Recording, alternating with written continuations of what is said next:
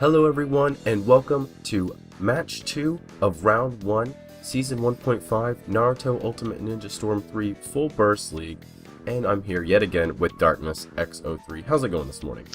It's going pretty well. Had a slow start, but now I'm getting into League and I'm excited. As am I. I'm pretty tired, but I think Naruto's just the drug I need to wake my ass up. So let's get right into the matches. Today we have Jounin Heaven versus Genin Earth teams in the MVP tournament. Let's get right into the first match. Match number 1. Minato versus Yugito. Really quick load, right into the action on this one. Let's see what happens. Oh lord. An ultimate to start. Luckily, he blocked. Oh, nice. And yeah, nice Madara support. Nice right off the bat. Good usage of Madara. Yeah, Water Dragon whiffs as it likes to do, but Minato coming in with the combo and actually doing fairly well against Yugito. She's a tough fighter, that is for sure. Then I don't even know what he's doing there, but got hit by a fireball. Oh, comes in right in close range and is gonna almost get a full combo in, but Yugito almost does her jutsu, but he's just interrupting almost everything she's doing. Yeah, he is playing phenomenally right now. He's finishing up the combo. Every time she subs, he just continues another combo. It's really impressive. This is a new Minato. Yeah, this is not the Minato I'm used to seeing. That is for sure. The Rasengan coming in, and Yugito well into the 1 handicap, getting quickly towards the 2, and Minato still well in the green on this one. Supports flying around. Minato gonna land another Rasengan. Yugito just is loving those today, and now she's down to the 2 handicap for sure. I mean, she's a good fighter, but her relying on ultimates so much is, I think it brings her down a little bit. I think so. I think also maybe she's not having the ability to spam them due to different support jutsus. I think that's showing how powerful they are for the Hidden Cloud team. And she's got 2 different supports to work with, and I guess it's not allowing her to get off ultimates or even get the chakra to try one. Yeah, that was a nice bit of dancing there. Now, Yugito does have pretty good melee damage, and she actually brings it into 1 handicap for Minato. Yeah, this is still in winnable range for her, but she needs to get in now. Absolutely. You cannot sit there and underplay her ability to have a comeback. A quick couple hits and an ultimate would do it. In fact, he's in ultimate finish range now, and we've seen how she likes to do those. Drop down Minato charging in. But then get hit once. Now, I noticed the Madara guard support. You kind of mentioned this before recording, that the Susanoo part of the guard is actually pretty useful, and it seems to be the case. It blocks a good bit of damage, but Minato is sitting right on the line of 2 handicaps. Can Yugito get him? I think he's almost there. Just one more little Yeah, tap. that'll confirm it with ease. And in fact, the supports are coming out, and oh my goodness, it is so incredibly close. 1 hit from either side, and Yugito. Wow. Yeah, wow, that was phenomenal. A phenomenal turnaround. She just said, "Shut up, guys! I can play without ultimates," and she turned it around. I have to give props to Minato because he played very well for the whole of that match. She just kind of got into her groove there at the end of things. But she will have 2 handicaps going into round 2. Very exciting first match. Let's get right into the next one. Match number 2. Shino against Yugito. 2 handicaps for the bug user here. Let's see if he can use it. Hopefully so. We've always seen with these range users that they always kind of use their handicaps very well. They really do. It adds to the kind of slow nature, and it really speeds it up, and it just makes those little ticks even more dangerous. But yep, Yugito gonna get in a couple hits there and decide to charge some taijutsu. He doesn't really use it, but Shino getting. He's not really giving him a chance here. Yeah, he's just burning that awakening at this point. He's throwing up the parasitic insects, and some of them are finally connecting there. But ooh, this could be a long one. I hope you brought your coffee. Yeah. Water Dragon whiffing there, and then they're just kind of chasing each other around. Nice mouse hairball to the face, but as you can see, damage is, I mean, nowhere near the output that some of these other fights have done. It's no Jugo versus Kasami, that's for sure. Exactly. He's just hit her a couple of times so far. Nice combo there. Some Burning Ash to fling Yugito away. Considering Migraine come out, I've noticed the supports are coming out to play more than the fighters today. A giant water dragon blocked, thankfully. Shino needs to try to do some melee combos, I think. I think so. I think he plays better when he kind of takes the high risk, high reward kind of play. Some Madara support whiffing, instant awakening, burning, and not much damage going on. The thing is with Shino, we've seen once he gets them to 0 subs, he just punishes them for extreme damage very, very quickly. Yes, definitely.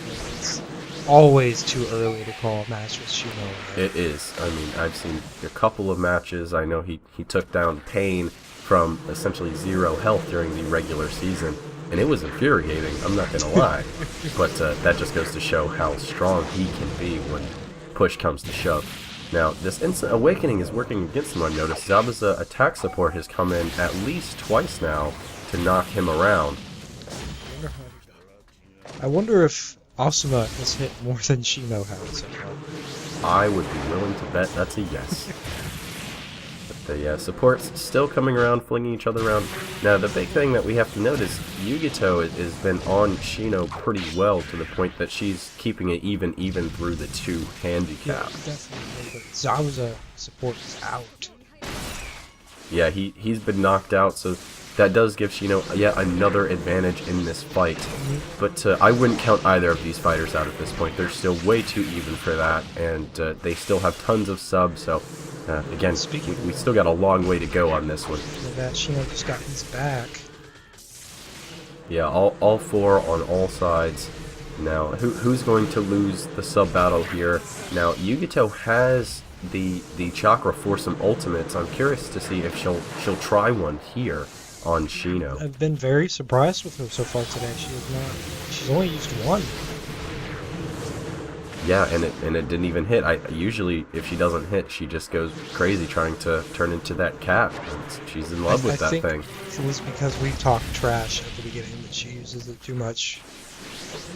It must have been. She's trying to prove us that she can fight without it. Now, she's doing just that. She's burned Shino completely out of subs and really punishing them. He's backing off. Is a smart move. Yeah, he's right on the line there. I think you're right. He's at the 2 handicap mark. But, oh my goodness, big damage from Shino now. She's not subbing. Oh, here comes that ultimate. Oh, it's subbed. Shino says, no sir, you are not getting me with that today. But no subs for him still today, or right now anyway. He might get them later today, I'm not sure. He's liking his instant awakening, but I don't know if it's a good thing.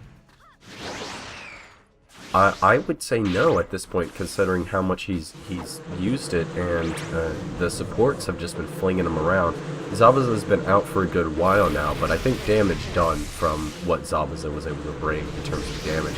Now, here's the thing that we see from Shino all the time. He gets in a tight spot, and he just stays at range and lays on some damage, and he's actually taken the lead from Yugito and been untouched for a good while now. The problem is for him in this match is that both Yugito's supports are ranged, or that, Zabuza was ranged. Yeah, I think that gave her a nice advantage against the ranged support. And yeah, going to throw him down. She's trying to bridge the gap in damage, so pretty well even. One combo really would do it, but they are just playing the long game, these two. I think they're out on a date. They must be out on a date. Bugs and cats get along, I think. Cats seem curious about them, at least. Yeah. Is Yugito curious of Shino's mysterious ways? I'm not sure. But she's going to come in and bitch slap him a little bit here, to be completely frank. And he is... yeah, he is almost down. In fact, this... oh, no, it's not it. Very, very close. Oh, Kakazu vomits all over Shino there. Too. With some with some fireballs on the ground, shaming him. So much shame. We seen this with Naruto yesterday. No she, no shamed. They're just in a corner crying together now. But it also needs to be said that Yugito took that, taking 2 more handicaps, so she'll go to a round 3 with 4 handicaps, the max you can have, against the next fighter for Jounin Heaven. So let's see what she's able to do with that. I'm curious to see if she can live. Into match 3.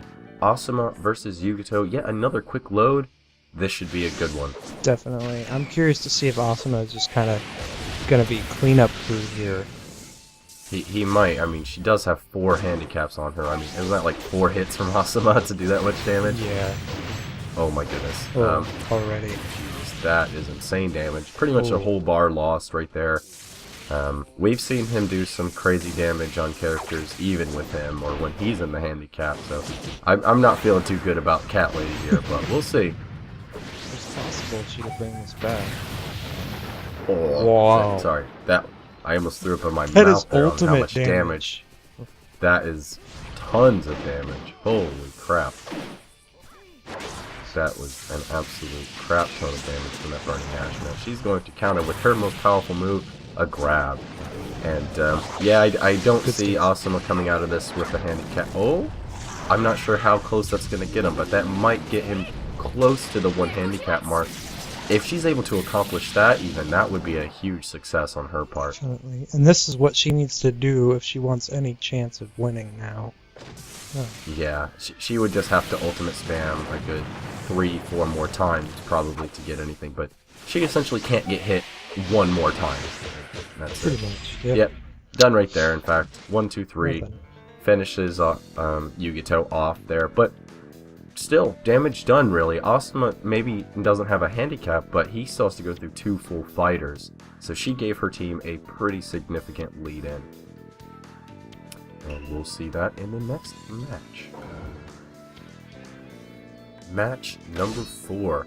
The Berserker Asuma versus Kakazu. Let's see what Kakazu can do against Asuma. They are on an even playing field, unlike Asuma's last opponent. But right now, Kakazu's not going to do anything. Zabuza is actually going to take the first move against Asuma.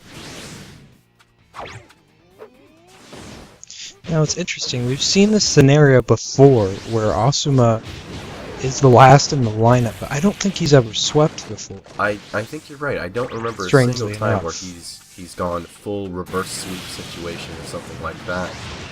We know him to be one of the strongest fighters in the league, but yeah, I don't think he has a sweep under his belt. I believe in the division qualifiers for Season 1 was the only time when he ever swept. Yes, indeed. Which is Now, interesting. The thing that we need to see here is that Kakazu is fighting one of the strongest fighters here, and he's got him down to no handicaps, and it's a fairly even fight. And I think Kakazu is going to show us what he can do. He's shown some prowess before. Let's see if he can continue doing so here. Now he's standing around, doing not much of anything right now, and getting flung around by some supports. Gonna clash off of each other there. Yeah, just gonna charge some chakra. They are content to let each other just kind of do this back and forth game. Now Kakazu's gonna do almost a full combo, kind of hits his opponent a little bit out of range there from the end of that. It's almost brought it back even, and now that I say that, It is pretty much even. Moderate support, though, going to fix that fairly quickly and bring Kakazu well into the orange now, especially since Asuma's on the offensive. So it's going to keep hammering on that damage, but a nice tilt here by Kakazu, bringing Asuma down to 1 handicap. Yeah, at the very least, Kakazu has given a handicap. Oh, it's going to go Awakening. Oh, I don't think we've seen this at all during the regular season. Kakazu says, "Shut up, guys, I am finishing this right now." And his Awakening is super powerful. I'm interested to see how he uses it. I am as well. I want to see if he does some crazy stuff. I mean, he looks crazy, but is his damage crazy? Yes, that is the question here. Not much of anything with it right now. Oh my goodness, a wow. fantastic weird mask blast thingamajig. I think that name is very fitting. I think it's absolutely fitting. Thingamajig is the ultimate jutsu for this character. Now, Oh, sadly, it has ended, and he hasn't done much of anything with it. He got one good attack off, and Asuma, oh my wow. goodness, insane damage from that little combo. Neji And could not save him in time. yeah, not quite quick enough. And Asuma will take one handicap, but a victory for him, and he's brought this back into winnable range for his team. So let's see what he can do in the final matchup. And the final matchup, Asuma versus Neji. One handicap in Neji's favor. This should be a good one. I'm excited to see what these two berserkers can do. Oh yeah, definitely. They were two of the more strong fighters in the entire league. And now they're going head to head here. Neji missing, just straight up missing that ultimate. Yeah, he was off the mark for sure. But he says, shut up guys, I'm going to hit Asuma all over the place with this combo, extending it by canceling, and then reinitiating the instant awakening. That was pretty insane. But then he derps and runs right into some fire. Asuma needs to start using his support.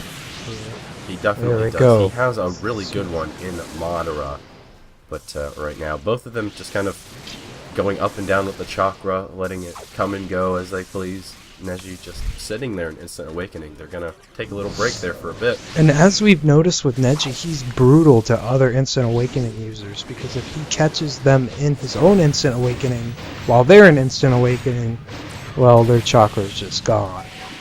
Yeah, I mean, it's an advantage for the instant awakening guys that they don't absolutely need all that chakra all the time, but it hurts them so much because it ruins how much time they can stay in it. Ooh. Thing is, though, Neji's not really doing that right now. He's just run himself out of chakra, finally getting his max chakra bar back so he can use his instant awakening. Asuma's actually taken the lead here, but it's still fairly even. I wouldn't count either of these guys out at this point. Yeah, now Asuma's forced out of his own instant awakening. Yeah, he's come to an end. He has used that Madara support fairly well right there. Neji could have punished him fairly easily, but Madara came in and said, no, sir, you cannot do that. Neji has no chakra, so he cannot dash at the moment. He's just kind of jumping around. Yeah, he's on a trampoline of sorts. Ooh, nice burning ash. Yeah, nice burning ash right to the face. Neji in the red now. He's got Asuma in a nice aerial combo, which actually does a pretty good amount of damage.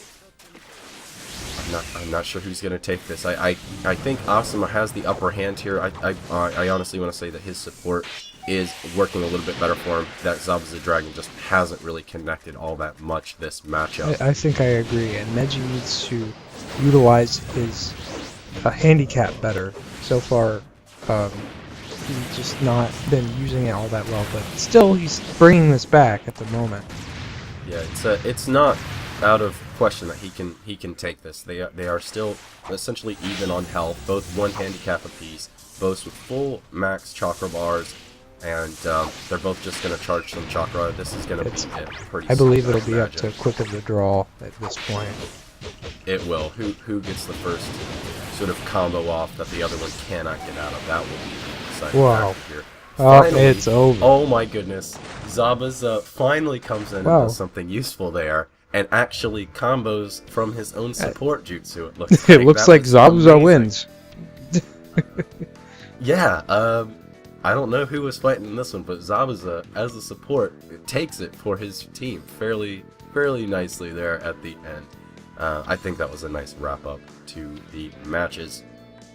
So it looks like, I believe, Genin Earth is the winner of this round. We'll be seeing them move forward in the MVP regular bracket, but don't worry, Asuma fans and fans of that team in general, you guys will have a chance down in the losers bracket as well. But I think that's going to do it for us on this one. This has been Naruto Ultimate Ninja Storm 3 Full Burst League Season 1.5 match number 2.